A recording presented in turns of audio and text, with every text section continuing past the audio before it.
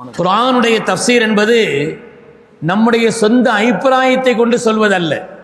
ஒரு ஆள் குர்ஆனுக்கு விளக்கவரை எழுத போகிறார் என்று சொன்னால் அவருக்கு கிட்டத்தட்ட 15 துறைகள் அது சம்பந்தப்பட்ட அடிப்படையான தெளிவுகள் இருந்தால்தான் குர்ஆனுக்கு விளக்கவரையே செய்ய இயலும்.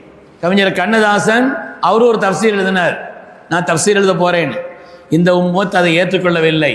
குர்ஆனுக்கு விளக்கவரை செய்பவராக இருந்தால் அதற்குண்டான அடிப்படையாக முதலாவது அவருக்கு லுகத்து தெரிந்திருக்க வேண்டும். அரபி மொழியினுடைய அகராதி சம்பந்தப்பட்ட ஆழ்ந்த ஞானம் அவருக்கு இருக்க வேண்டும்.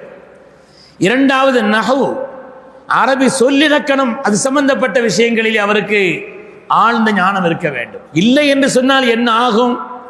அப்படிப்பட்ட அந்த ஞானம் இல்லை என்று சொன்னால் குர்ஆனுக்கு விளக்கவரை செய்வதிலே அவர் சருகி விடுவார் என்பதை குர்ஆனுடைய ஆயாத்துகளின் வழியாக நாம் தெளிவாக உணர முடியும்.